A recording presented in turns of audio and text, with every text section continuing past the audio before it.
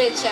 प्रतिवर्ष परी आज रंगारंग रंगमंच विभिन्न नृत्य गीतर समारोह आपण मैंने देखिले एवं देखिबे मध्य ए धनेश्वर छात्र छात्री द्वारा होइथिबा। ठीक सेही परी ए रंगमंच एक मर्मस्पर्शी हृदयस्पर्शी समाज को शिक्षा देला बड़ी नाटक बोहू। आज्ञा दुईता दुई कूल को हिता झीटे बाप घरे थिला बेले केते कौन आनंद उल्लास रे बढ़ी थाए, केते कौन पर्वपर्वाणी वेश पोशाक परिधान करी घूरी बुलु थाए। तार ना थाए समाज एवं संसार। जेतेबेले सेई झिया गोटे संसार को आसे, गोटे संसार आउ गोटे संसार को जाए, ता ना है जे बोहू।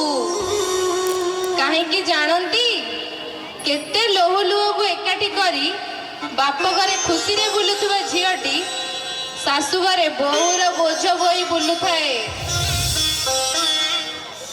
ताले डेरी करिबा काहेकी, आसंतु देखिबा ए बोहू शेष जीवनर गति केउ आडे, फूल रे ना कोकेई रे। हेलो से बोहूर भाग्य ताकू साथ दउची ना भगाई साजुची। So please welcome our beautiful people come to the stage and play the drama with a big round of applause. आज्ञा आपण आसिले छंक पाखरे हेले हो हो आपण सेठी थांतु मु आंको पठाउछु। एई मो घर लोक आसिले छंक मुंडे हेलेनी जाउन ताको नै आसीबो। एई हां मुंडा भली कोन बसछ म मो घर लोक आसी छंक मुंडे हेलेनी बा जाउन ताको नै आसीबो। हाँ हाँ जाऊँगी। अच्छा कथा कौन कि एपटे गोटे बापा ता झील को लेकिन गला ताकू देखी आम झील कथा मत भारी मन पड़ा। छोट बेले सी जो दांडे खेलुव बड़ी पड़ कई कई कर भारी कांद आगे टिके भी लुह न हाथ बड़े मत डाकुव कहल कहल कहीं डाकुव सी चाहब ता बापा जीव उठेब गेला कर बाहर तो बहुत वर्ष पर झीलटा है से मो पाखे केते दिन रहा जे तार बाहर कथा तुम उठेल काली स्कूल जाऊला तार कॉलेज सरला आज ता बाहर कथा बाहरटा एवं नकले हुंतानी। देखो म हल घर लोक आसी छक मुंडा हेलेनी हल झिया बाहर कर हल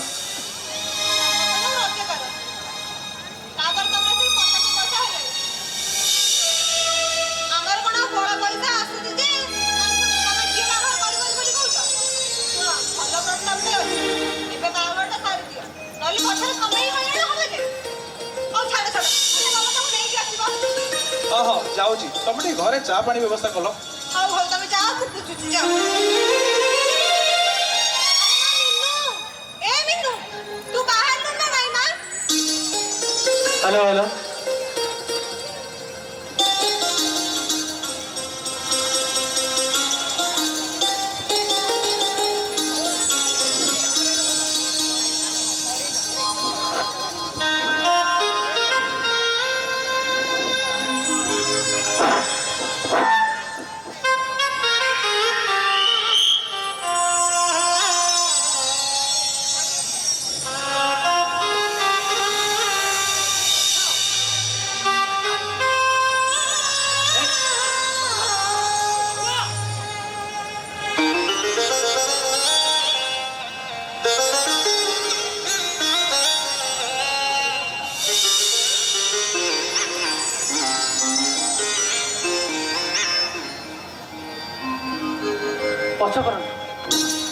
नमस्कार आगे नमस्कार आसतु आस घर भर आस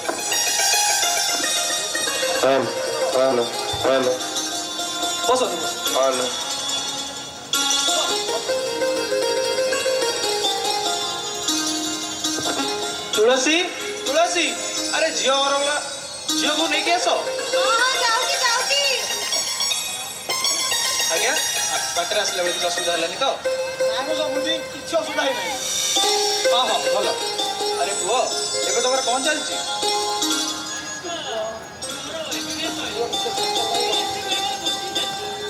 हाँ हाँ भल आज्ञा आंख परिचय तो पाइलिनी ଆମ ଘର ଭଲ ମନ୍ଦିର ଆସି ଆମର ନମସ୍କାର ନମସ୍କାର। ଏଇ ଗୋଟେ କଥା, ବାହାଘର ପରେ ଜଇଁ ବାବୁ ଆମ ଘରର ଭଲ ମନ୍ଦିରେ ଆସି ପାଖରେ ଠିଆ ହେବେନି? ନାଇଁ ମଉସା, କଥା କ'ଣ କି ଆପଣ ତ ଜାଣିଲେ ମୋ ପ୍ରଫେସନ ବିଷୟରେ ମୁଁ ଭାରି ବିଜି ରୁହେ। ଆଉ ଭାଇଙ୍କ ଭଳିଆ ତ ମୁଁ ଫାଙ୍କା ରୁହେନି। ଆଜି ଆପଣଙ୍କ ଭଲ, ଆପଣ ବ୍ୟସ୍ତ ହୁଅନ୍ତୁନି, ଆପଣଙ୍କ ଭଲ ମନ୍ଦିରେ ମୁଁ ଆସି ଠିଆ ହେଉଛି। ଆଉ ଆପଣ ଯଦି ନ ଠିଆ ହେଇପାରିଲି ଆପଣଙ୍କ ଝିଅକୁ ପଠେଇଦେବି। ଏଇ ବା ଝିଅ ଆସିଲାଣି।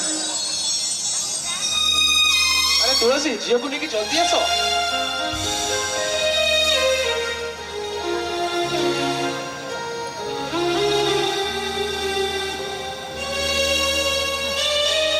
ହେଲା ମା, ଉଠ ଉଠ, ବସ ମା ବସ। ଆଚ୍ଛା ମା, ତମେ କୋଉ ଯାଏଁ ପାଠ ପଢିଛ? ମୋର ଏବେ +2 ସରିଲା। ଆଚ୍ଛା ମା, ତମେ ରୋଷେଇ କ'ଣ ଜାଣିଛ?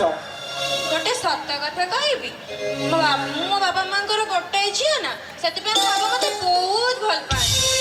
କିଛି ବି କାମ କରିବାକୁ ଦିଅନ୍ତିନି, ସବୁବେଳେ ଖାଲି ପାଠ ପଢ ପାଠ ପଢ ପାଠ ପଢ। ହେଲେ ଯଦି କହିବେ ଭାତ କରିଦେବି, ପାଣି ଗରମ କରିଦେବି, ଚାହା କରିଦେବି, କିନ୍ତୁ ଚାହାରେ ଚିନି କେତେ ପଡେ ସେଇଟା ମତେ ଜଣା। ଇଏ ଗୋଟେ କଥା, ତମେ ଆମ ଘରୁ ବୋହୂ ହେଇଗଲେ ତମ ଶାଶୁ କ'ଣ ତମର ସେ ଶିଖେଇ ଦେବେନି? ମୋର ଯେମିତି ଗୋଟେ ଝିଅ ଅଛି, ତମେ ବି ସେମିତି ମୋର ଗୋଟେ ଝିଅ। ଜଣାଇବ, ତମେ କ'ଣ ପଚାରୁନ? ନାଇଁ ମ, ମୋର ବେଶୀ କିଛି ପଚାରିବାର ନାହିଁ। ହେଲେ ଝିଅ, ତମେ ତ କହିଲ କି ତମର ପାଠ ପଢିବାକୁ ବହୁତ ଇଚ୍ଛା, ହେଲେ ରୋଷେଇ ବିଷୟରେ ହିତାହିତ ଜ୍ଞାନ ରହିବା କଥା। ଆଉ କହିଲ, ଶାଗ ଭଜାରେ କେତେ ହଳଦୀ ପଡେ?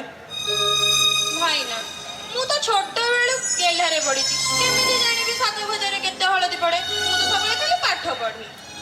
ଆଉ ମା, ଟିକେ ଚାଲିକି ଦେଖେଇଲ।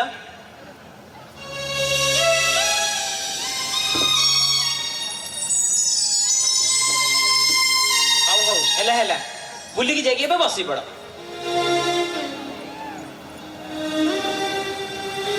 ଆଉ ମା, କହିଲ, ତମେ ତ ପାଠ ପଢିବାକୁ ଏତେ ଇଚ୍ଛା, ଗୋଟିଏ ପ୍ରଶ୍ନ, ତମେ ବାହାଘର ପରେ ପାଠ ପଢିବାକୁ ଚାହିଁବ ନା ହାଉସ ୱାଇଫ୍ ରହିବାକୁ ପସନ୍ଦ କରିବ? ଆଜ୍ଞା, ଝିଅ କହିବା ଆଗରୁ ମୋର ଗୋଟେ ଅନୁରୋଧ ଅଛି। ମୋର ଗୋଟେ ବେଲି ଝିଅ, ତାକୁ ମୋ ସାମର୍ଥ୍ୟ ଅନୁସାରେ ଯେତିକି ପାଠ ପଢେଇଛି ସେତିକି ଯଥେଷ୍ଟ ନୁହଁ। ମୋର ଭାରି ଇଚ୍ଛା ଥିଲା ତାକୁ ବାହାଘର ପୂର୍ବରୁ ନର୍ସିଂଟେ କରେଇବି। ସତ କଥାଟା ହେଲା, ତା ବୋଉ ଜିଦ୍ ଧରିଛି ବୋଲି ମୁଁ ଏ ପ୍ରସ୍ତାବ ପାଇଁ ରାଜି ହେଇଛି। ମୋର ଗୋଟେ ଅନୁରୋଧ ରଖିବେ ଆଜ୍ଞା, ବାହାଘର ପରେ ତାକୁ ଟିକେ ପାଠ ପଢେଇବେ। ନାଇଁ ମଉସା, ଆପଣ ହାତ କାହିଁ ଯୋଡୁଛନ୍ତି? ମୁଁ ତ ଏମିତି ପଚାରିଦେଲି। ସମୁଦି, ଭଲ ହେଲା ଆଉ, ପୁଅ ମୋର ଡକ୍ଟରକୁ, ବୋହୂ ମୋର ନର୍ସ ହବା ଆଉ। ଆଉ ଭାଇ, ତମେ କିଛି ପଚାରିବ? ଆରେ ପୁଅ, ଲାଜ କରନି, କ'ଣ ପଚାରିବାର ଅଛି ପଚାରୁନା। ନାଇଁ ମଉସା, ବାପା ମାଆଙ୍କ ଯାହା ଇଚ୍ଛା ମୋର ବି ସେଇ ଅଛି। ବାପା ମାଆଙ୍କ ଖୁସିରେ ମୋର ବି ଖୁସି। ସମୁଦି, ପୁଅ ମୋ କଷ୍ଟରେ ଭରିକି ଦେଇଛି, ସେ ତ ମୋର କାଟି ପାରିବନି ଆଉ। ମୋର ହଉମାନେ ତାର ବି ହଁ। ସମୁଦି, ତାହେଲେ ଏଇ ମାସ 12 ସୁଦ୍ଧା ହାତକୁ ଦି ହାତ କରିଦେବା, ବାହାଘର ମନ୍ଦିରରେ କରିବା, ପଛରେ କମ ପଡିବ ନା କ'ଣ କହୁଛ? ସମୁଦି, ଟିକେ ମୁହଁଟା କରାନ୍ତୁ।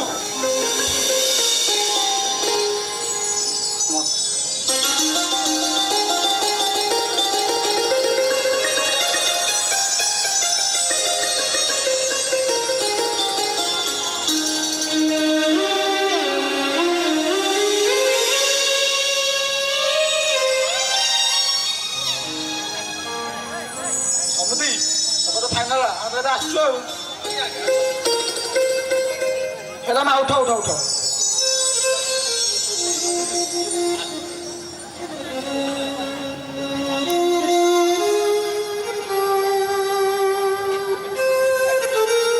କଥା କିଛି ରହିଗଲା କି? ଆଚ୍ଛା ସମୁଦି, କଥା କିଛି ରହିଗଲା କି? ଆଜ୍ଞା, କ'ଣ କହୁନାହାନ୍ତି? ନା, ମୁଁ କ'ଣ କହୁଥିଲି କି, ଆପଣ ତ ଆପଣ ଯୋଉ ଫ୍ରିଜ୍, ଗଡ୍ରେଜ, ୱାସିଂ ମେସିନ୍, ସୁନା ରୂପା ସେତେବେଳେ ମୁଁ ଜାଣିଛି, ସେସବୁ ମୋର ଜମା ଲୋଭ ନାହିଁ। ଆପଣ ତ ଆପଣଙ୍କ ଝିଅ ବ୍ୟବହାର କରିବ। ସମୁଦି, ମୋର କହୁଥିଲି କି, ବାହାଘର ପରେ ପଛେ ବାଇକ୍ଟା ଦେଲେ ଚଳିବ, ଖାଲି ବେଦି ପାଖରେ ଲୋକ ଜାଣି ପାଇଁ ଗୋଟେ ବାଇକ୍ ଚାବିଟା ଦେଇଦେବେ ଆଉ। ସେ ଆପଣଙ୍କ ସହିତ ରହିଯିବ, ମୋ ସହିତ ବି ରହିଯିବ। ସମୁଦି, ଆପଣ ସାମର୍ଥ୍ୟ ଆପଣ ଯାହା ଦେବେ ଆଉ। ଆପଣ ଆସିଛି ସମୁଦି। ଆଜ୍ଞା, ଆସନ୍ତୁ।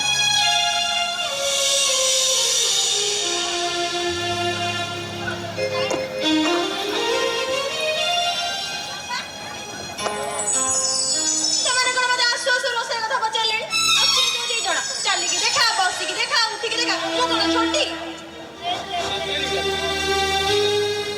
ଦେଖ ବାପା ସତ କହୁଛି ସେଠିକି ଗଲା ପରେ ସେଠି ଯଦି ମତେ ସେମାନେ ରୋଷେଇ କଥା କହିଲେ ସିଧା ବେଡିଂ ପତ୍ର ବାନ୍ଧିବି ଘରକୁ ପଳେଇ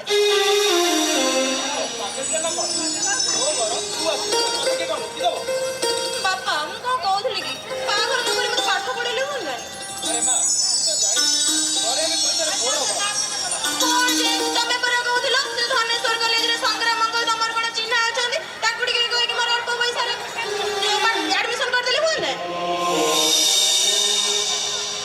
ତତେ ବ୍ୟସ୍ତ କାଇଁ ହେଇ ପଡୁଛୁ ତୋ ଶଶୁର ପରା କହିଲେ ବାହାଘର ପରେ ତୋର ପଢା କଥା ସିଏ ବୁଝିବେ ତୁ ଆଇଲୁ ଘର ଭିତରକୁ ଆ ସବୁ ଏଇ ବୋଉ ପାଇଁ ତୁ ଆ ବା ତୋ ବୋଉ ସବୁ ନାଟକ କରୁଛୁ ବାହା ବୟସ ହେଲାଣି ବାପ ଝିଅଙ୍କ ଟହଲ ମରା କଥା ଶୁଣୁନି ଝିଅ ଥରେ ବାହା ହେଇକି ଶାଶୁ ଘରକୁ ଗଲେ ହସ ଖୁସିରେ ଆସେ ନହେଲେ କକେଇରେ ଆସେ ଆଉ ବାପ କଣ କହୁଛି ନା ଯେତେବେଳେ ଯାହା ହବ ପଳେଇ ଆସିବି ବାହା ହେଲା ଝିଅ ଆସିକି ଘରେ ରହିଲେ ଗାଁ ସାହି ପଡ଼ିଶା ଲୋକ କେତେ କଥା କହିବେ ସେ ସବୁ ତ ମୋ କାନରେ ପଡୁଛି ନା ଏ ବାପ କାନରେ କଣ ପଡୁଛି ତେବେ ଶୁଣିବ ହଉ ଛାଡ ଛାଡ ମୋର ତ ଏଠି କେତେ କାମ ମୁଁ ଯାଇଲୋ ମା କୁଆଡେ ଗଲ ବା ଜଲ୍ଦି ଟିକେ ଆସ ଆଜ୍ଞା ବାପା କଣ କହୁଛନ୍ତି? ବଡ ଝିଅ ତୋ କାମ ଟିକେ ହଁ ହଁ ମୁଁ ବରଯାତ୍ରୀ ଆସିଲେଣି ବନ୍ଧୁବାନ୍ଧବ ସବୁ ଆସିଲେଣି ବାହାଘର କଥା ଆପଣ ସବୁ ଆସିଲେଣି ବା ତୁ ତ ଗାଡି କଥା କହିଥିଲୁ ଗାଡି ଆସିଲାନି ଟି ହଁ ହଁ ଆପଣ ଯୋଉ ଗାଡି କଥା କହିଥିଲେ ହଁ ଆସିଲେଣି ମୁଁ ଫୋନ କରିଥିଲି ଆସିଥିଲେ ଆଉ ମୁଁ ସେପଟେ ଦେଖୁଛି ତମେ ଟିକେ ଜଲ୍ଦି ଆସ ଆଉ ଆଜ୍ଞା, ଆଜ୍ଞା। ଆଉ ମୁଁ ଆସୁଛି ଯାଇବ ଭଗବାନ ଏ ବାହାଘର ଦିନଟାରେ ନନା ବି ଠିକ ଟାଇମରେ ଆସିନାହାନ୍ତି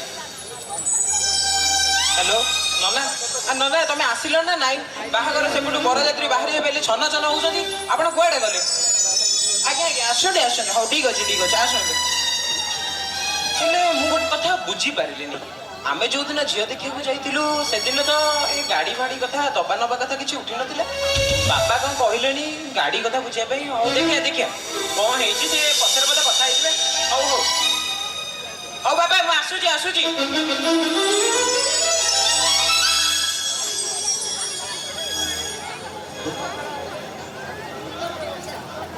ହ୍ୟାଲୋ ଆରେ ପୁଅ ଘର ବାଲା ଆସି ପହଞ୍ଚିଲେଣି ପରା ତମେ କଣ ସେଠି କରୁଛ ଏତେ ଟାଇମ୍ ହେଲାଣି ମୁଁ ଜାଣିପାରୁନି କଣ ସମୁଦ୍ରିକ ଆଗରେ ମୋ ନାକଟା କଟେଇ ଦେବ ନା କଣ ତମେ ଟାଇମ୍ ଟୁ ଟାଇମ୍ କାମ କଣ ପାଇଁ କରନି କହିଲ ଗୋଟେ ବୋଲି ଝିଅ ମୋର ବାହାଘରଟା କରିଦେଲେ କଣଟା ଟାଇମ୍ ଟୁ ଟାଇମ୍ ବାହାଘରଟା ବି ହେଇପାରିବ ବରଯାତ୍ରୀ ଆସି ମୋର ଠିଆ ହେଲାଣି ତମେ ଗୋଟେ ବାଣବାଲା ଆସି ଠିଆ ହେଇକି ବାଣଟା ବାନ୍ଧି ପାରିବନି ଆସ ଜଲ୍ଦି ଆସ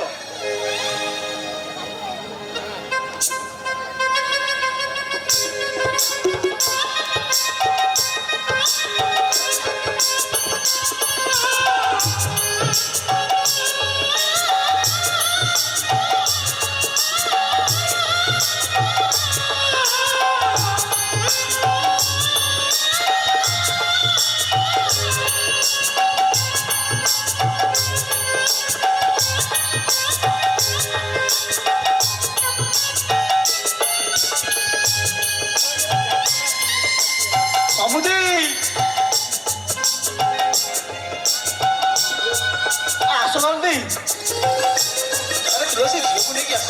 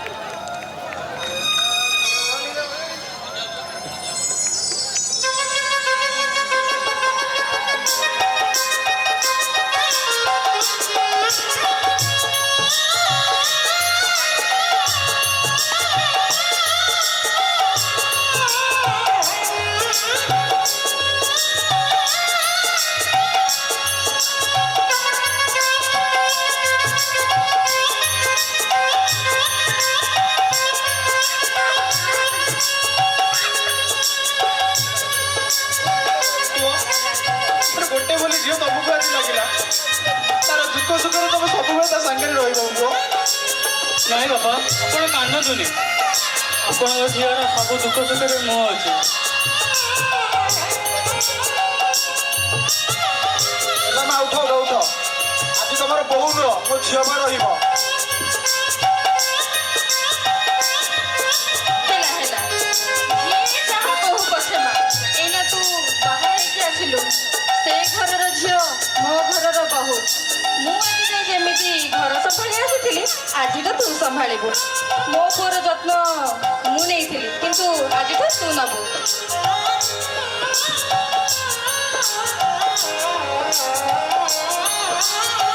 ଆସ ଭାଉଜ, ଏବେ ଆମେ ଆମ ଘରକୁ ଯିବା।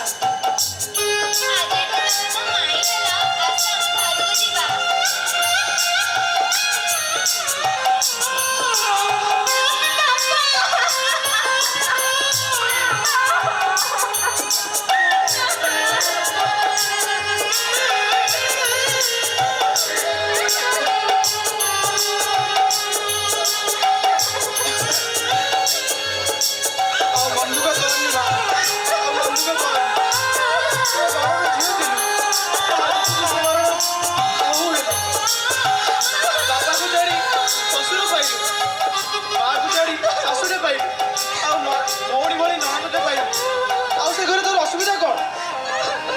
ଆରେ ତୋର ଗୋଟେ କଥା ସବୁବେଳେ ମନେ ରଖିବୁ, ଜୀବନରେ ଏମିତି କିଛି କାମ କରିବୁନି ଯୋଉଥିରେ ବାପାର ମୁଣ୍ଡଟା ତଳକୁ ପଡ଼ିଯିବ ରେ ମା।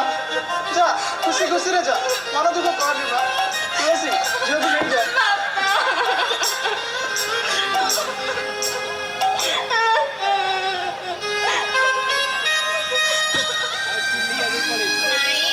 ତମେ ମୋ ଭଳିଆ କାନ୍ଦୁଛ କ'ଣ ପାଇଁ? ଆସ ଆମେ ଯିବା।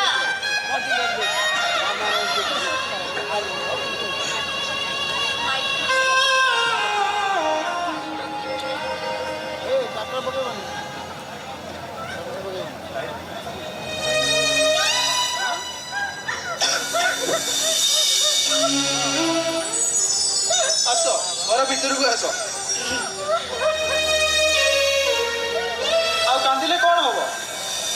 ଝିଅକୁ ବାହାଘର କରେଇବି କହି ବାହା କରେଇଦେଲ। ଘରକୁ ହସୁଥିବା ଝିଅଟାକୁ ଆଜି ତମେ ବିଦା କରିଦେଲ। ଏ ଘରେ ଆମର କିଏ ରହିଲା? ଆଜିଠୁ ତମ ଦୁଃଖ ମୁଁ ବୁଝିବି, ଆଉ ମୋ ଦୁଃଖ ତମେ ବୁଝିବ। ଆସ।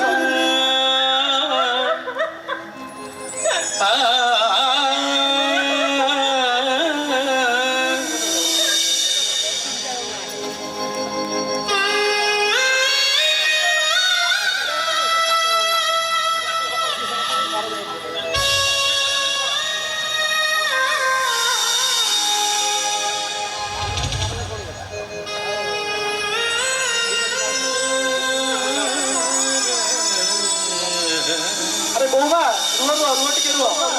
ମମତା କୁଆଡ଼େ ଗଲ? ଜଲ୍ଦି ଆସ, ଯାଉଛି। ଜଲ୍ଦି ଆସ ଟିକେ।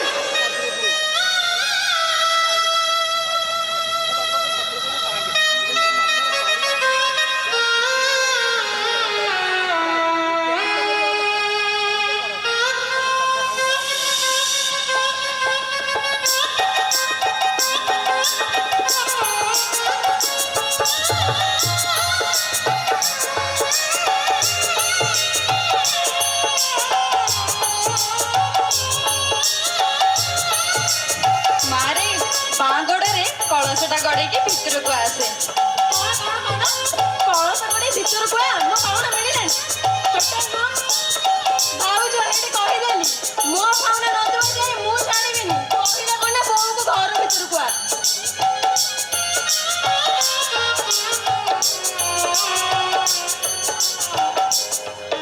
ନିଅ ଭାଉଜ ନିଅ, ଏଇଟା ତମ ବାପା ଦେଇଥିଲେ। ତମ ବାପ ଘରକୁ ଆମ ଘରକୁ ପହଞ୍ଚାଇବା ଦାୟିତ୍ୱଟା ମୋର। ଆଜିଠୁ ତମେ ମୋ ନିଜ ଭାଇ ଭଳିଆ ମାନିବ। ହଁ ଏବେ ଯାଇ ହେଲା। ଏବେ ଭାଉଜ ଘର ଭିତରକୁ ଆସ।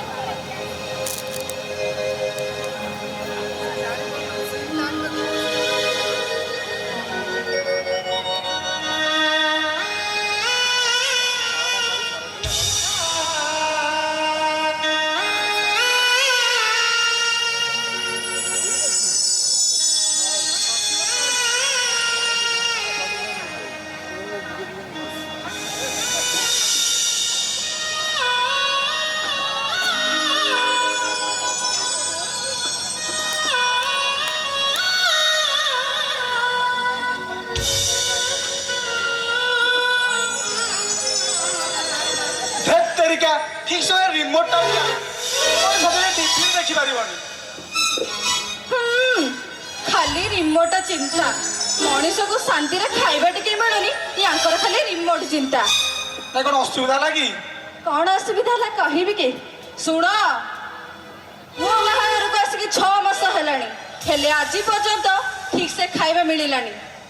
ଆରେ ତମେ ତ ପୁଅ ଆଗ ରୋଷେଇ କରୁଥିଲ, ଏଇ 6 ମାସରେ ଗୋଡ଼ ହାତ ଟିକେ ବସି ପଡ଼ିଛ, ମୁଁ ବୁଝିପାରୁନି। କଣ ହେଲା? ବୋହୂକୁ ଆଣିଲି, ରୋଷେଇ ବି ମୁଁ କରିବି, ଗଲା ତ ମଲା ଯାଇ ଖଟୁଥିବି ଆଉ।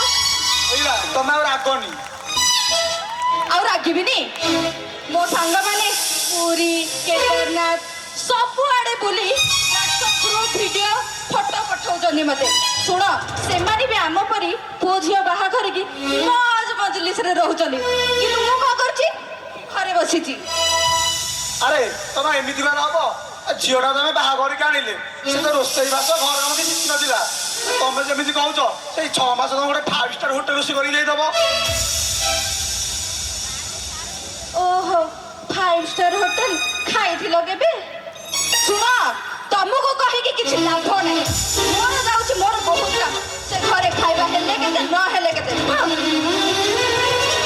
ଗଲ ତମ ଶାଶୁଙ୍କ କଥାରେ ମୋ ମୁଣ୍ଡ ଖରାପ ହେଇଗଲାଣି। ବାହାରୁ ଆସି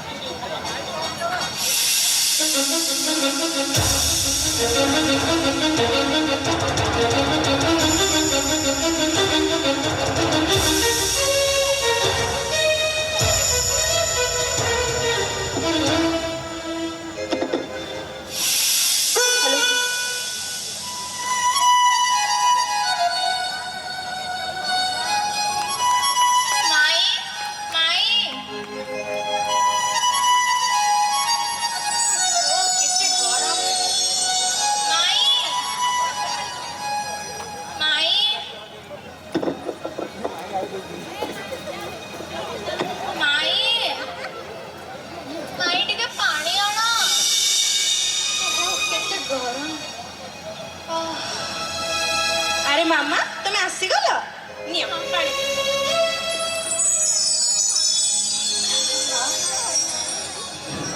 ମାଇ ଜାଣିଛ ଆଜି ଆମ ସ୍କୁଲରେ କଣ ହେଇଛି? କଣ ହେଇଛି?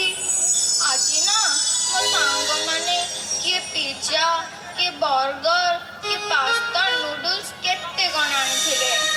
ହଁ ତ କଣ ହେଲା ସେଇଠୁ? କଣ ହେଲା ସେଇଠୁ? ତମେ ମତେ କଣ ଦଉଛ? କେତେବେଳେ ରୁଟି ଭଜା, କେତେବେଳେ ଚୁଡ଼ା କଦଳୀ, ଏଇଆକୁ। ମତେ କାଲି ସ୍ୟାଣ୍ଡୱିଚ ବନେଇକି ଦବା। ଆଚ୍ଛା, ହଉ ଠିକ ଅଛି, ମୁଁ ତମକୁ କାଲି ସ୍ୟାଣ୍ଡୱିଚ ବନେଇକି ଦେବି। ହଉ। ହେଲେ ମାମା, ଗୋଟେ କଥା ମନେ ରଖ, ଯେତେବେଳେ ସ୍କୁଲରୁ ଫେରୁଛ ସେତେବେଳେ ବ୍ୟାଗ, ୱାଟର ବୋଟଲ, ସୁ ସବୁ ଜାଗାରେ ରଖିବ, ତାପରେ ଯାଇ ଘରକୁ ଆସିବ। ହେଲା? ହଉ ଠିକ ଅଛି। କଣ ହେଲା? କଣ ହେଲା? ଏତିକି ବକଟେ ଛୁଆକୁ ତୁ କାମ କରଉଛୁ? ଯଦି ବ୍ୟାଗ ପକେଇଦେଲା ତୁ ଉଠେଇଦବୁ, ଯଦି ବଟଲ ପକେଇଦେଲା ତୁ ଉଠେଇଦବୁ। ହେଲେ ବୋଉ, ମୁଁ ତ ଭଲ କଥା ଶିଖଉଛି ନା। ନିଜେ ଆସିଲା ବେଳକୁ କାମ ଶିଖିନଥିଲା, କହିଲା ନା କଣ? ବୋହୁ, ମୁଁ ଭଲ କାମ ଶିଖୁଛି। ଶୁଣେ, ମନେ ରଖ, ତା ନଣନ୍ଦ ଝିଅ ଭାବିକି ତାକୁ ବ୍ୟବହାର କରିବୁନୁ, ନିଜ ଝିଅ ପରି ଦେଖିବୁ। ଚାଲ ଏଠୁ। ଆଜ୍ଞା।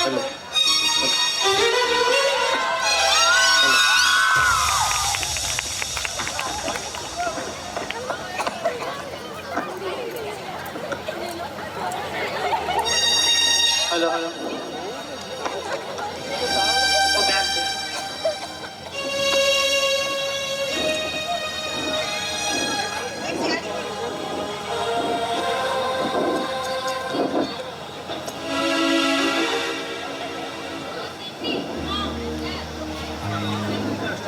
मिनू मिनू ओहो गरम पड़े बाहर काम कर मिनू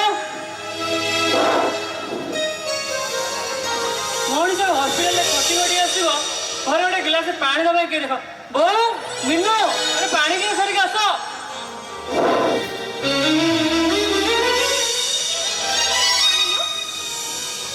ଇଏ କ'ଣ ତମେ ମୋ ସ୍ତ୍ରୀ ଦି ମୁଣ୍ଡରେ ଝାଳ ହାତରେ କଳା ଶାଢ଼ୀ ବି ଠିକ୍ ସେ ପିନ୍ଧି ପାରୁନ ନାଇଁ ସେ କଥା କଣ କି ମୁଁ ରୋଷେଇ ଘରେ କାମ କରୁଥିଲି ତମେ ହଠାତ୍ ଡାକିଲ କ'ଣ ରୋଷେଇ ତମେ ଜାଣିନ ଏଇଟା ମୋର ଆସିବା ସମୟ ବୋଲି ତୋର ସବୁ କାମ ସାରିବା କଥା କହିଲ ନା ରୋଷେଇ କରୁଛି ରୋଷେଇ କେତେ ସମୟ ଲାଗେ 2 ଘଣ୍ଟା ମୋ ବାପାଙ୍କୁ ଏତେ ବୁଝେଇଲି କହିଲି ମୋ ଲେଭେଲ ମୋ ଷ୍ଟାଣ୍ଡାର୍ଡ ଦେଖି ବାହାଘର କରିବା ପାଇଁ କିନ୍ତୁ ସେ ତମ ସହିତ ବାହାଘର ଦେଲେ କହିଲେ କ'ଣ ନା ଗାଉଁଲି ମସଲି ଝିଅଟା ଘର ସମ୍ଭାଳିବ ରୋଷେଇ କରିବ ଆରେ ତମେ ତ ମତେ ସମ୍ଭାଳି ପାରୁନ ଘର କ'ଣ ସମ୍ଭାଳି ଘର କଣ ସମ୍ଭାଳିବି ଯେ ମୋ ବାପା ତ ମତେ କହିଥିଲେ ପାଠ ପଢେଇବେ ବୋଲି ତମେ ଯଦି ଏଇ କଥା ପାଇଁ ମୋ ଉପରେ ରାଗୁଛ ମତେ ପାଠ ପଢାଅ ହଁ ମୋ ବାପା କହିଥିଲେ ପାଠ ପଢେଇବେ ବୋଲି କିନ୍ତୁ ତମେ ତ ଘର ସମ୍ଭାଳି ପାରୁନ ମୋର ଯତ୍ନ ନେଇପାରୁନ ମୋ ମା ବି ଏଇଆ ବି କହିଥିଲେ ନା ନାଇଁ ମୋ ଯତ୍ନ ନେବା ପାଇଁ ମୋ ନେଇପାରୁଛ ନେଇପାରୁନ କହିଲେ କ'ଣ ନା ପାଠ ମୋର ଏତିକି ସାମର୍ଥ୍ୟ ଅଛି ତମ ପେଟ ପୋଷିବା ସହିତ ଘରର 5-6 ଜଣଙ୍କ ପେଟ ପୋଷି ପାରିବି ତମେ ସେ କଥା ଛାଡ଼ିଲ ନେଲ ପାଣିଟା ପିଇଦେଲ ପାଣି ତମ କଥା ଆଉ ତମକୁ ଦେଖି ଶୋଷ ମରିଗଲାଣି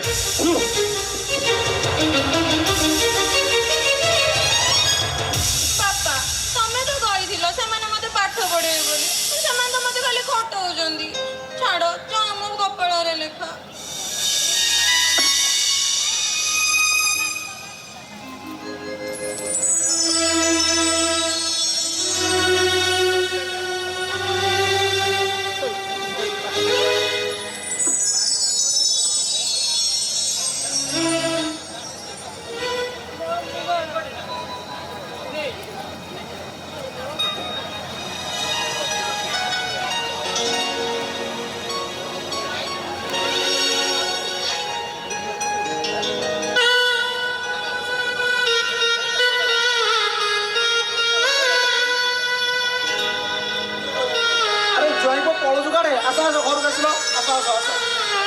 ନାଇଁ ମୋ ବାପା ମୋର ସିଆଡ଼େ ବହୁତ ଗୁଡ଼ାଏ କାମ ଅଛି ଏଇ ବାଟ ପଟେ ଦେଇକି ଯାଉଥିଲି କାଇଁ ଘରେ ହଇରାଣ କରିବି କହିଲେ ନା ନା ମୁଁ ଯିବି ହେରି ମ ଆରେ ମମତା କୁଆଡ଼େ ଗଲ ଜଲ୍ଦି ଆସ ଜ୍ୱାଇଁ ଆସିଲେଣି ଯାଉଛି ଯାଉଛି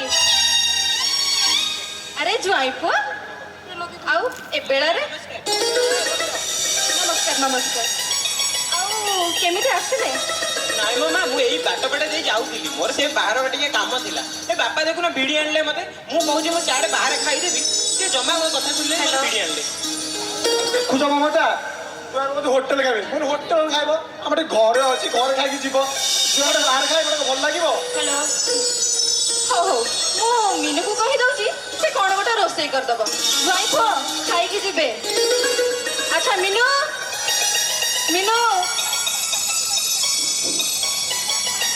ଆଜ୍ଞା ବୋଉ ଜ୍ୱାଇଁ ପୁଅ ପ୍ରଣାମ ଆସିଛନ୍ତି ପ୍ରଣାମ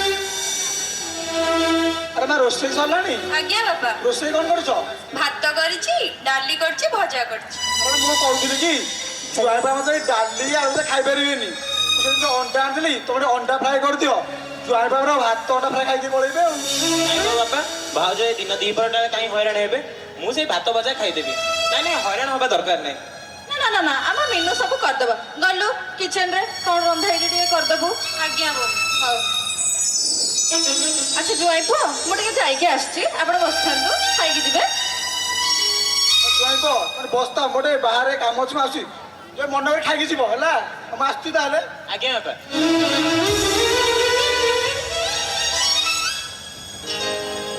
ନୂଆ ବୋହୂଟା 6 ମାସ ହେଲା ଏ ଘରକୁ ବୋହୂ ହେଇ ଆସିଛି ହେଲେ ଦେଖିଲା ବେଳକୁ ତାଙ୍କ ରୂପ ବେକରୁ କାହିଁ ଜଣା ପଡୁନି ସେ ଗୋଟେ ନୂଆ ବୋହୂ ଦେଖିଲା ବେଳକୁ ଗୋଟେ 70 ବର୍ଷର ବୁଢୀ ଭଳି ଦେଖାଉଛି ଦେହ ମୁହଁ ଶୁଖିଲା ଶୁଖିଲା ଚୁଟି ଅସାଇଜା ବୋଧେ ଦେହ ଫେହ କ'ଣ ଖରାପ ଥିବ ଆମ ଝିଅକୁ ପଚାରିଲେ ଜଣା ପଡିବ ମାମା ଏ ମାମା ଆରେ କୁଆଡେ ଗଲୁ ଜଲ୍ଦି ଆ ଆରେ ୟାର ସ୍କୁଲ ବେଳ ବି ସରିଯାଇଥିବ ଆସିଥିବ ଆସିଥିବ ଗୋଟେ ମାମା ଏ ମାମା ବାପା ତମେ କେତେବେଳେ ଆସିଲ ଆରେ ମା ମୁଁ ଏବେ ଆସିଲି ଛୁଟି ସାକି ଯାଇଛି କ'ଣ ଖାଇବା ପିଇବା କରୁନି ଆଉ ଆଜି ସ୍କୁଲ ଯାଇଥିଲୁ ଆଉ ସ୍କୁଲ ଆଜି କ'ଣ କ'ଣ ପାଠ ପଢା ହେଲା ମୁଁ ଆଜି ଗଣିତ ପଢିଛି ବିଜ୍ଞାନ ପଢିଛି ଇତିହାସ ପଢିଛି ଆଉ ଆଉ ତୋ ଦେହ ଭଲ ଅଛି ହଁ ଆଚ୍ଛା ମା ତୁ ଗୋଟେ କଥା ପଚାରିବି ସତ କହିବୁ ହଁ କ'ଣ ପଚାରୁନ ସତ କହିବୁ ତ? ହଁ ତୋ ମାଇଁ କେମିତିକା? ମାଇଁ ନା ବହୁତ ଭଲ। ଆଉ ତୋ ମାଇଁ କଣ କରନ୍ତି? ମାଇଁ ନା ସକାଳୁ କାଉ ରାବିଲା ଆଗରୁ ଉଠି ଯାଆନ୍ତି। ଉଠିକି ଗୋବର ପାଣି ପକାନ୍ତି, ଦାଣ୍ଡ ଝାଡୁ କରନ୍ତି, ଘର ସଫା କରନ୍ତି, ଘର ସଫା କରିକି ଗାଧେଇ ଯାଆନ୍ତି। ଗାଧେଇ ଯାଇକି ଠାକୁର ପୂଜା କରନ୍ତି। ଠାକୁର ପୂଜା କରିକି ଆସିଲା ବେଳକୁ ସକାଳ ଚାହା ପାଇଁ ଡେରି ହେଇଯାଏ। ଆଉ ସକାଳ ଚାହା ପାଇଁ ଡେରି ହେଇଗଲେ ଜାଣିଛ ବାପା, ଆଈ ନା ମାଇଁଙ୍କ ଉପରେ କେତେ ଜୋର ସେ ଗର କଣ ଆଇ ମାଇଁଙ୍କ ଉପରେ ଗେରେ ଗେରେ ହୁଅନ୍ତି? ହଁ। ଆଉ ତାପରେ? ତାପରେ ମୁଁ ଶୋଇଥାଏ, ମାଇଁ ଯାଇକି ମତେ ଉଠାନ୍ତି, ମତେ ବ୍ରଶ କରିଦିଅନ୍ତି, ସ୍କୁଲ ପାଇଁ ରେଡି କରନ୍ତି, ମତେ ଗାଧେଇ ଦିଅନ୍ତି। ଏମା ଶୁଣିଲୁ, ତୁ ଆସିକି ପଞ୍ଚମ ଶ୍ରେଣୀରେ ପାଠ ପଢିଲାଣୁ, ନିଜ କାମ ନିଜେ କରନ୍ତୁନି? ନିଜେ ଉଠିବୁ, ନିଜେ ବ୍ରଶ କରିବୁ, ଆଉ ନିଜ ଡ୍ରେସ ପତ୍ର ନିଜେ ବାଗେଇ କିଣିବୁ, ଆଉ ନିଜେ ଗାଧୋଇବୁ ମଧ୍ୟ। ଆଉ ତାପରେ ମାଇଁ ମତେ ସ୍କୁଲ ପାଇଁ ଟିଫିନ ଦିଅନ୍ତି। ତାପରେ ମୁଁ ତ ସ୍କୁଲ ପଳାଏ। ମୁଁ ସ୍କୁଲରୁ ଆସିଲା ବେଳକୁ ମାମୁଁ ଆସନ୍ତି। ମାମୁଁ ଆସିକି ଜାଣିଛ ବାପା, ମାମୁଁ ଆସିଲା ବେଳକୁ ମାଇଁ ନା ଘରର ସବୁ କାମ କରିକି ପୁରା ଝାଳ ନାଳ ହେଇଥାନ୍ତି। ଆଉ ମାଇଁଙ୍କ ଏମିତିଆ ରୂପ ଦେଖିକି ମାମୁଁ ନା ତାଙ୍କ ଉପରେ ବହୁତ ଜୋରସେ ରାଗନ୍ତି। କଣ ହେଲା? ମୁଁ ବି ଘର ହୁଅନ୍ତି? ହଁ। ଆଉ ତାପରେ ଗାଧୁଆ ବେଳେ ଖାଇବା, ମାଇଁ ଆମକୁ ଗାଧୁଆ ବେଳେ ଖାଇବା ଦିଅନ୍ତି। ଆମେ ଖାଇସାରିଲା ପରେ ଘରର ସବୁ ଯାକ ବାସନ ମାଇଁ ଏକା মাজନ୍ତି। ମୋ ମାଇଁ ବାସନ মাজନ୍ତି? ହଁ ଏ ଘରର ସବୁ ବାସନ মাজନ୍ତି? ହଁ। ଆଉ ତାପରେ ଖାଇସାରିଲା ପରେ ସନ୍ଧ୍ୟା ହେଇଯାଏ, ମାଇଁ ଯାଆନ୍ତି ସନ୍ଧ୍ୟା ଦିଅନ୍ତି। ତାପରେ ମତେ ହୋମୱାର୍କ କରନ୍ତି। ତତେ ହୋମୱାର୍କ କରନ୍ତି? ତୁ କଣ ଟିଉସନ ଯାଉନୁ? ନାଇଁ, ମତେ ତ ଆଈ କହିଛନ୍ତି ମାଇଁ ପଢେଇବେ। ମୁଁ ମାସକୁ ମାସ ପଇସା ଘରକୁ ପଠେଇ ଦଉଛି ଇଏ ଟିଉସନ ଯିବ ବୋଲି, ହେଲେ ମୋ ଝିଅ ଟିଉସନ ଯାଉନି, ତା ମାଇଁ ପାଖରେ ପାଠ ପଢୁଛି। ତାପରେ ମୋର ଏତେ ସାରା ହୋମୱାର୍କ ମାଇଁ ମତେ ଏକା କରିଦିଅନ୍ତି। ଆଉ ତାପରେ ରାତି ଖାଇବା ପାଇଁ ଡେରି ହେଇଯାଏ। ଆଉ ରାତି ଖାଇବା ଡେରି ହେଇଗଲେ ଆଈ ପୁଣି ମାଇଁଙ୍କ ଉପରେ ପୁଣି ଏଡେ ଜୋରସେ ଗର ହୁଅନ୍ତି। ମାଇଁ ପୁଣି ଘର ହୁଏ? ହଁ। ତାପରେ ମାଇଁ ନା ଆଈଙ୍କ ରାଗ ଦେଖିକି ଜଲ୍ଦି ଯାଇକି ସବୁ ଖାଇବା ବନାନ୍ତି, ସମସ୍ତଙ୍କୁ ଖାଇବା ଦିଅନ୍ତି, ଆମେ ସମସ୍ତେ ଖାଉ। ତାପରେ ମୁଁ ଶୋଇପଡେ। ଆଉ ତୋ ମାଇଁ କେତେବେଳେ ଖାଏ? ମାଇଁଙ୍କ ଖାଇବା ମାଇଁ ତ ଖାଇବା ମୁଁ ଦେଖିନି, ଆମ ସହିତ ତ ସେ ଖାଆନ୍ତିନି, ମୁଁ ଜାଣିନି। ସିଏ ବୋଧେ ରୋଷେଇ ଘରେ ଖାଉଥିବେ, ମୁଁ ଦେଖିନି। ମାଇଁ ତମ ସହିତ ଖାଆନ୍ତିନି? ନାଇଁ। ଆଉ ତାପରେ ତ ମୁଁ ଶୋଇପଡ଼ିଥାଏ। ତାପରେ ମୁଁ ଆଉ ଜାଣିନି ତାପରେ କଣ ହୁଏ, ମୁଁ ତ ଶୋଇପଡ଼ିଥାଏ। କଣ ଗଲା ସେତେବେଳୁ ତାପରେ ହଉଛ, ମୁଁ ଆଉ କିଛି ଜାଣିନି। ତାପରେ ହଉଛ ଗଲା। ଆଚ୍ଛା ମା, ରାଗିଲୁ ତୁ? ରାଗେ ନା, ମୁଁ ସୁନା ଧନଟା ପରା। ତୁ ଗୋଟେ କଣ ରାଗି ଯାଉଛୁ ଛୋଟ ଛୋଟ କଥାରେ? ଆଚ୍ଛା ହଉ, ମୁଁ ଆସିଛି, ତମେ ଯାଅ।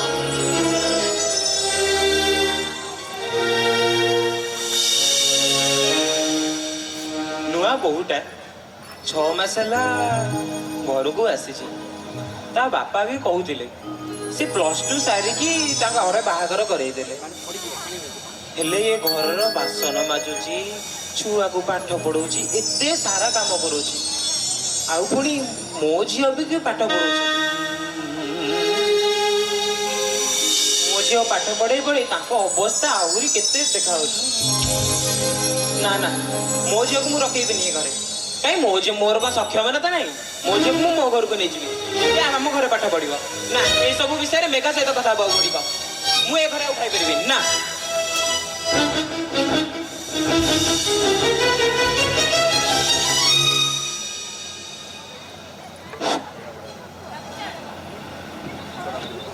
মেঘা মেঘা আরে কুয়াড়ে গেল মেঘা আরে সেতবেলে ডাক শুଣାଉନି মেঘা আরে কুয়াড়ে গেল ଲୋକଟାକୁ ଯେତେବେଳେ ଖୋଜିବ ସେତେବେଳେ ଦେଖାଦବନି କଣ କାଇଁ ଡାକୁଛ କାଇଁ ଚିଲଉଛ ମୋ ଉପରେ ଟିକେ କହିଲ କାଇଁ ଚିଲଉଛ କାହିଁ ଚିଲେଇବିନି ଆମ ଝିଅ କଣ ପାଇଁ ତା ମାମୁଁ ଘରେ ରହି ପାଠ ପଢୁଛି କାଇଁ କଣ ହେଲା କଣ ହେଲା ମୁଁ ଏଇନା ତା ମାମୁଁ ଘରକୁ ଯାଇଥିଲି ହଁ ତ ତ ଦେଖିଲା ବେଳକୁ ଭାଉଜଙ୍କର ଦେହ ଭାରି ଅସୁସ୍ଥ ଦେଖାଉଛି ସିଏ ଗୋଟେ ନୂଆ ବୋହୂ ସିଏ 70 ବର୍ଷର ବୁଢୀ ଭଳିଆ ଦେଖାଉଛି ଆଉ ସେଥିରେ ମୁଁ ଶୁଣିବାକୁ ପାଇଲି ସେ କୁଆଡେ ଘରର ସବୁ କାମ କରୁଛନ୍ତି ଆଉ ସବୁ କାମ କରିବା ପରେ ମଧ୍ୟ ମୋ ଝିଅକୁ କୁଆଡେ ପାଠ ପଢାଉଛନ୍ତି ମୁଁ ମାସକୁ ମାସ ଦରମାର ପଇସାରୁ ଗଣି ଗଣି ପଇସା ଦଉଛି ଆମ ଝିଅ ଟ୍ୟୁସନ ଯିବ ବୋଲି ହେଲେ ଦେଖିଲା ବେଳକୁ ଆମ ଝିଅ ଟ୍ୟୁସନ ଯାଉନି ତା ମାଇଁ ପାଖରେ ପାଠ ପଢୁଛି ତମକୁ ଭାଉଜ କିଛି କହିଛନ୍ତି କି ଭାଉଜ କଣ କହିବେ ମା ତମେ ଆଜି ଯାଅ ଆଜି ଯାଇକି ଆମ ଝିଅକୁ ଆଣ ଆମ ଝିଅ ଆମ ଘରେ ପାଠ ପଢିବ କାଇଁ ମୋର କଣ ସକ୍ଷମତା ନାହିଁ ମୁଁ ମୋ ଝିଅକୁ ଆମ ଘରକୁ ଆଣି ଆମ ଘରେ ପାଠ ପଢେଇବି ତମେ ଗୋଟେ କଥା କହିସାର ତମକୁ ତ ଘରେ ଭାଉଜ କିଛି କହିଛନ୍ତି କି କେଡ଼େ ବାଜ୍ୟ ଲୋକଟେ କିଅ ତମକୁ ତ ଯେତିକି କହିଲେ ସେତିକି କଥାରେ ମୁଣ୍ଡ ଖେଳିବ ଅଧିକ କଥାରେ ମୁଣ୍ଡ ଖେଳଉଛ କଣ ପାଇଁ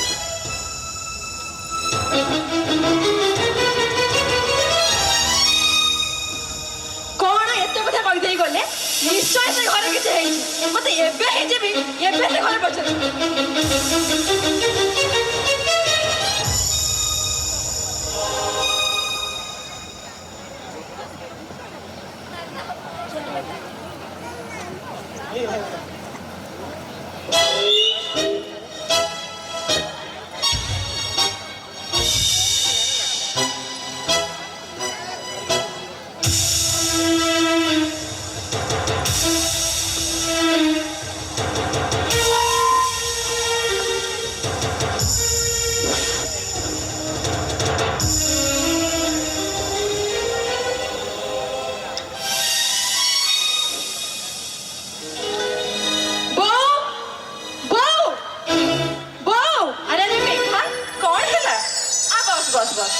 କିଛି ମୋର ବସିବା ଦରକାର ନାହିଁ ୟାଙ୍କୁ ଏମିତି କିଏ କଣ କହିଲା ଯାଇକି ରାଗରେ ମୋରି ଉପରେ ଗରଗର ହଉଛନ୍ତି ଆରେ ମୋ ଝିଅ ତମର ଏତେ ଅସୁବିଧା କହୁଛି କହିବ ମୋ ଝିଅକୁ ମୁଁ ମୋ ଝିଅକୁ ନେଇଯିବି ମତେ ନେବି ମୋ ସ୍ୱାମୀ କହିଲେ ମାନେ କଣ ଆରେ ଆରେ କଣ ହଁ ଭାଉଜ ପରା କହିଛନ୍ତି ଆରେ ମା ସତରେ ଆମେ ଛୋଟରୁ କେତେ ଗେଲାରେ ବଡ କରୁଛୁ ଆମେ ତ କିଛି କହିନୁ ତ କିଏ କହିଲା ହଁ ଭାଉଜ କହିଛନ୍ତି ଯଦି ଆମେ 3 ଜଣ କେହି କହିନାଉ ତାହେଲେ ନିଶ୍ଚୟ ତୋ ସ୍ତ୍ରୀ କହିଛି ଡାକ ମିନୁ ମିନୁ ମିନୁ ଭାଉଜକୁ ଡାକିବା ଦରକାର ନାହିଁ ମୋ ଝିଅକୁ ଡାକ ମୁଁ ତାକୁ ନେଇ ପଳେଇବି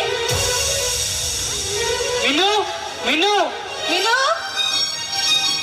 ବୋଉ ଡାକିଲେ କି ବୋଉ ଡାକିଲେ କି କହିଲା ନା କଣ ବୋହୁ ଡାକିଲେ କି ଏମିତି କଣ କହିଛୁ ମୋ ଝିଅର ମନ ଦୁଃଖ ହଉଛି ମେଘା ମୁଁ ତମକୁ କିଛି କହିଛି ମତେ ନୁହଁ ମୋ ସ୍ୱାମୀଙ୍କୁ ଭାଇନାଙ୍କୁ ତ ମୁଁ କିଛି କହିନି ହଁ ବାପା ମତେ କହିଲେ ଅଣ୍ଡା ଫ୍ରାଏ କରିଦେବା ପାଇଁ ହେଲେ ମୁଁ ରୋଷେଇ ସାରି ଆସିଲା ବେଳକୁ ଭାଇ ତ ନଥିଲେ ମଲା ମୋ ଘରେ କଣ ଖାଇବା ପାଇଁ ନାହିଁ ମୋ ସ୍ୱାମୀ ଆସି ଖାଇବା ପାଇଁ ରାଗିବ ତାହେଲେ ତ ମୁଁ ଭାଇନାଙ୍କୁ କିଛି କହିନି ହଁ ତମେ ପରା କହୁଛ ତମେ ମୋ ଝିଅକୁ ପାଠ ପଢଉଛ ବୋଲି ତମର ଘର ସବୁ କାମରେ ଅସୁବିଧା ହଉଛି ଆଉ ତମେ ମୋ ଝିଅକୁ ପାଠ ପଢଉଛ ବୋଲି ତମର ଭାଇର ହସ୍ପିଟାଲ ଯିବା ଲେଟ୍ ହଉଛି ବୋଲି ମୁଁ କହିଛି ବାସ୍ ଖାଲି କେତେକ ବି କହିନା ତମେ କହିଛ ମୋର ଝିଅର ସବୁ କାମ କରୁଛ ବୋଲି ତମର ସବୁ ଅସୁବିଧା ହଉଛି ଓହୋ ତାହେଲେ ତମେ ଇନଡାଇରେକ୍ଟଲି କହୁଛ ମୁଁ ମୋ ଝିଅର କେୟାର ଟେକର ହିସାବରେ ବୋଲି ତମକୁ ରଖିଛି ଆଉ ମୋର ସକାଶେ ମୋ ଝିଅ ସକାଶେ ତମର ଘରେ କିଛି ଅସୁବିଧା ହଉଛି ନାଇଁ ମେଘା ମୁଁ ସେମିତି କିଛି କହିନି ମିନୁ ତାକୁ ଆମେ ଛୋଟରୁ କେତେ ଗେଲାରେ ବଡ କରୁଛୁ ତାକୁ ଆମେ ବଦା ହେଲେ କହିନୁ ତମେ ଏସବୁ କଥା କହିଲ କେମିତି ନାଇଁ ଶୁଣ ମୁଁ ସେମିତି କିଛି ବି କହିନି କଣ ହେଲା ମୋ ଝିଅକୁ ତ କହିଲୁ ଏଇନା ନିଜ ସ୍ୱାମୀକୁ ବି ଛାଡୁନୁ କେତେ ଅଭଦ୍ର ତୁ ଛି ଆରେ ଅଧ୍ୟୟନ ଫୋନଟା ଆସୁଛି ତ ଝଗଡ଼ା କେତେ ଫୋନଟା ଉଠେଇବ ଆରେ ଯାଅ ଟିକେ ଫୋନଟା ଉଠାଅ ଜଲ୍ଦି ଯାଅ କିଏ ଫୋନଟା ଉଠେଇବ କଣ ବା ଖାଲି ଫୋନ ହଉଛ ବାଜୁଥାଉ ବାପା ଫୋନ କରିଛନ୍ତି ଏ ଦେବ ଝିଅ ସଗ ସରୁନି ବାରମ୍ବାର କଲ୍ କରି ପଚାରୁଛନ୍ତି ହ୍ୟାଲୋ ହ୍ୟାଲୋ ଆଜ୍ଞା ନମସ୍କାର ନମସ୍କାର ଆଜ୍ଞା ମିନୁର ବାପା ଆଉ ନାହାନ୍ତି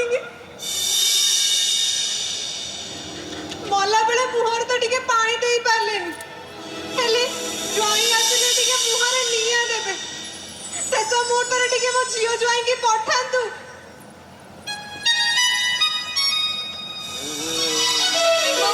ବାବା କଣ କହିଲେ?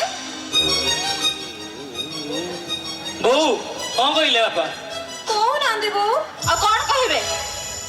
ଏଇଟା ତ ଯୁଗ ଯୁଗ ଧରି ଆସିଛି। ଆଜି ଜନ୍ମ କାଲି ମରଣ। ଏଇଟା ଏତେ କିଛି ବଡ କଥା ନୁହଁ। ବୋଉ କଣ ହେଇଛି ତ କହ। ଆଉ କଣ ହବ ମା? ତୋ ଶ୍ୱଶୁର ଚାଲିଗଲେ। କଣ?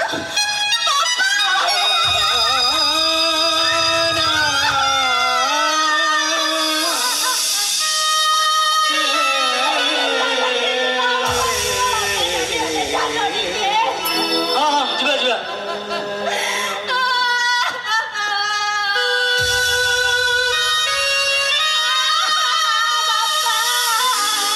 ମେଘା ମେଘା ମୁଁ ତମକୁ ଏମିତି କଣଟା କହିଲି ଯେ ତମେ ବାପ ଘରୁ ଚାଲି ଆସିଲ? ଆଉ ଭାଉଜ ତମେ କାନ୍ଦୁଛନ୍ତି?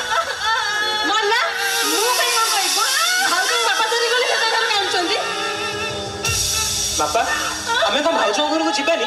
ଆମେ ତ ତାଙ୍କ ଘରେ ଯିବା ଦରକାର। ମୁଁ କହୁଥିଲି କି ତମ ଶାଶୁ କଣ କହୁଛନ୍ତି କି? ମା ମା ଆମେ କଣ ଭାଉଜଙ୍କ ଘରକୁ ଯିବାନି? ଭାଉଜଙ୍କ ବାପା ଚାଲି ଯାଇଛନ୍ତି। ଶୁଣ ଜ୍ୱାଇଁ ପୁଅ, ତମେ ଏସବୁ ଜିନିଷରେ ମୁଣ୍ଡ ପରସାଇବାର କିଛି ଆବଶ୍ୟକତା ନାହିଁ। ଆଉ ଯେହେତୁ ଆମେ ବ୍ରାହ୍ମଣ ଘର ଲୋକ, ବାହା ହେଇକି ନୂଆ ବୋହୂ, ପୁଣି ଛୁଆଁ ଛୁଦ୍ରିକା ଶୁଦ୍ଧ ଅଶୁଦ୍ଧ ଥାଉ ଥାଉ, ତାର କିଛି ଯିବା ଦରକାର ନାହିଁ। ଛୁଆ ଗୋଟେ ଆଜି ଝିଅକୁ ନିଜ ବାପାକୁ ଦେଖିବାକୁ ଯିବାକୁ ଏଇ ଶାଶୁ ବାପାଙ୍କର ପରମିଶନ ଦରକାର ପଡୁଛି। ୱାହ ଶାଶୁ ମା ୱାହ, ଭଲ ମା କଣିଆ ଦେଖେଇଛ ତମେ। କଣ କହି ଯାଉଛ ଜ୍ୱାଇଁ ପୁଅ? ମୁଁ କିଛି ବୁଝିପାରୁନି। ଆଉ କହିବିନି?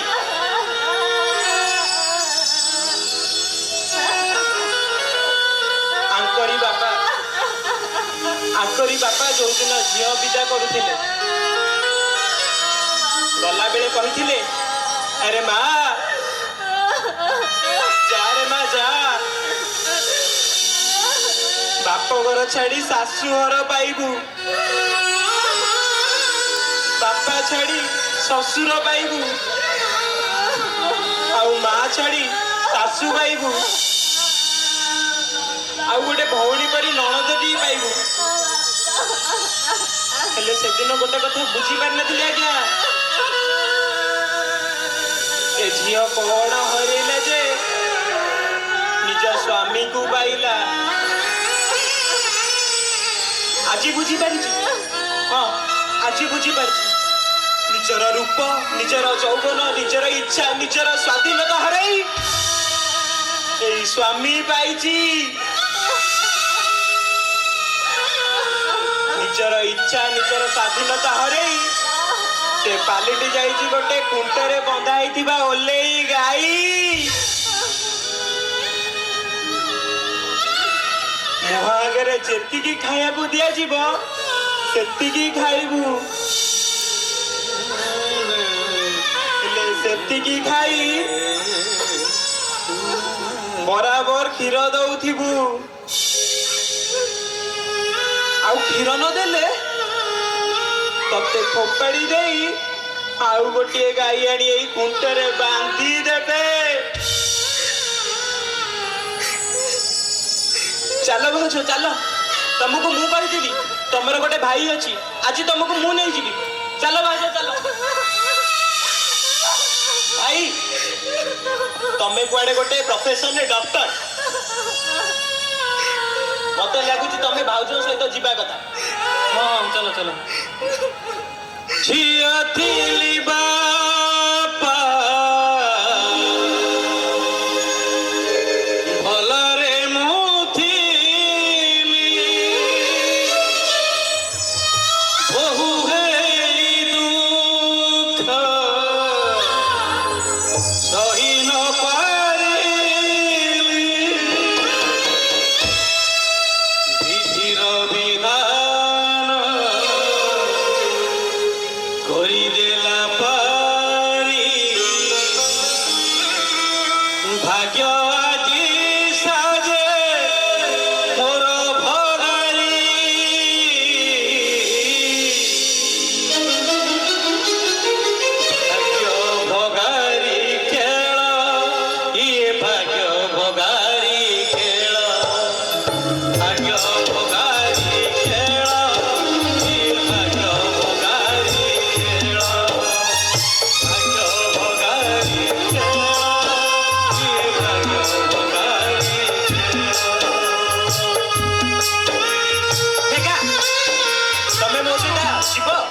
ଆମ ଘରେ ଏଇଭଳିଆ ପରିସ୍ଥିତି ହେଲେ ମୁଁ ବି ତମକୁ ତମ ବାପ ଘରକୁ ଛାଡ଼ିବିନି। ଏମିତି କୁହନି, ମୁଁ ଯିବି ଯିବି। ମାମା ହଁ ଯିବା। ଗୋଟିଏ ବୋଲି ପୁଅ ଆମର, ଗୋଟିଏ ବୋଲି ବଂଶବାଦୀରେ ତାଙ୍କର ଦେଇ କଥା ନସିଲା ବା ଲୋକଙ୍କୁ କଣ କହିବେ? ମୋ କଥା ମାନ, ଚାଲ ଆମେ ଯିବା। ହଉ।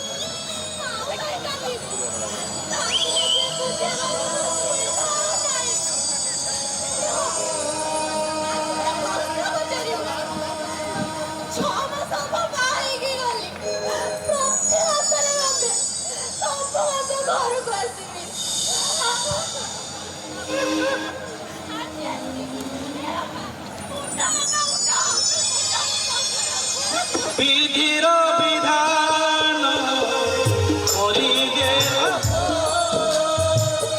विधिर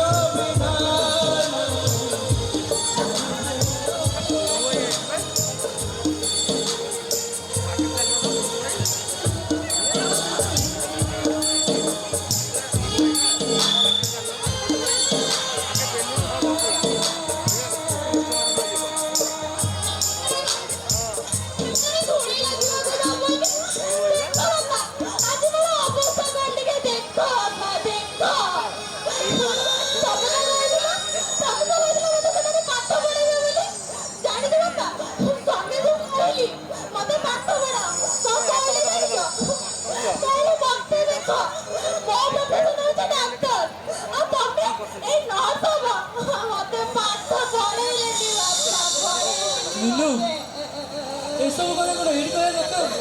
ମୁଁ ରାଗରେ କହିଲି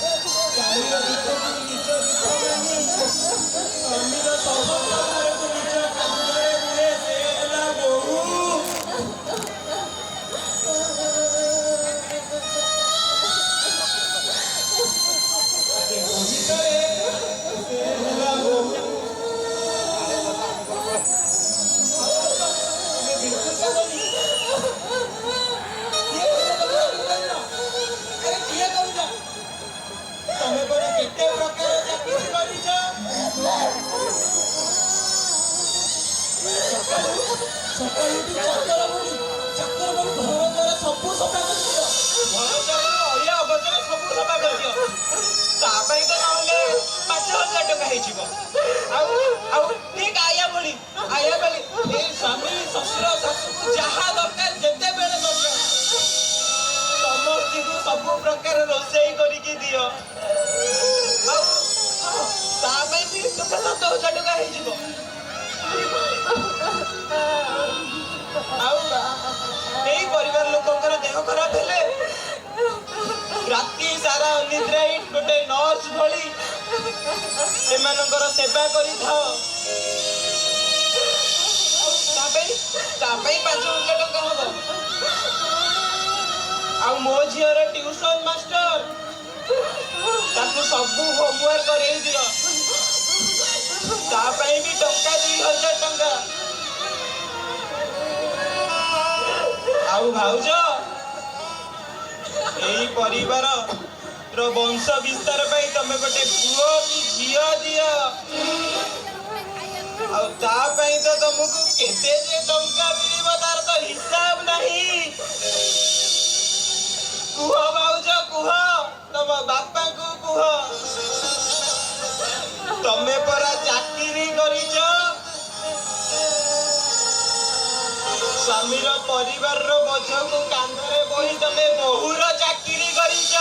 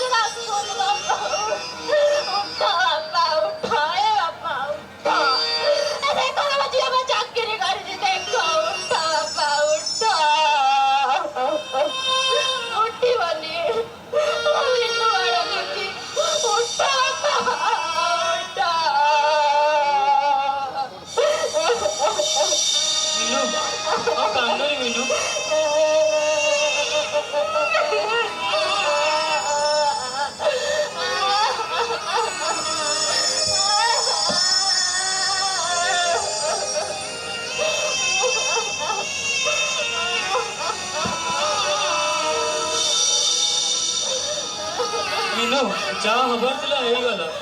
ଏବେ ତମ ବାପାଙ୍କ ସ୍ୱପ୍ନ ମୁଁ ପୁରା କରିବି। ମୁଁ ତମକୁ ନର୍ସିଂ ପଢେଇବି। କାନ୍ଦନି ମିନୁ, କାନ୍ଦନି।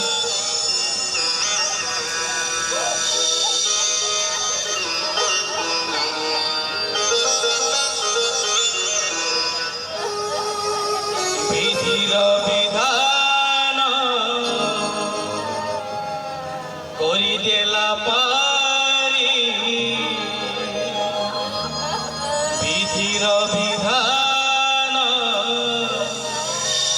କରିଦେଲା ପାରି। ଭାଗ୍ୟ ସାଧେ ଆଜି ମୋର ଭଗାରୀ।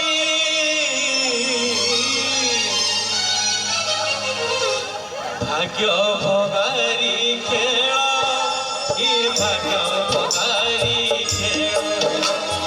ଭାଗ୍ୟ ଭଗାରୀ ଖେଳ, ଏ ଭାଗ୍ୟ ଭଗାରୀ ଖେଳ।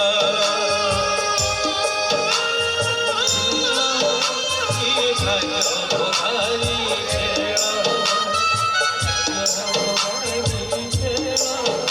ଏ ଭାଗ୍ୟ ଭଗାରୀ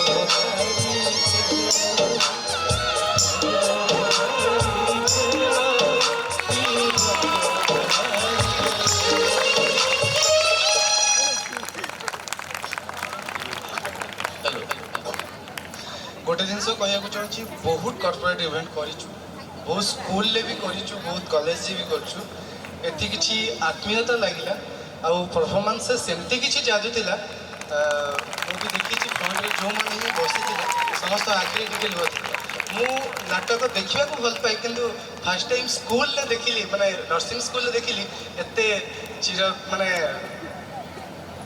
माने कौन कह माने मते भी निजको प्राउड फील हो ए मोमेंट रे मु सामिल हेबी। थैंक यू और समस्त को बहुत बहुत आउ जने मेल भाई परफॉर्मेंस भी बहुत भल था।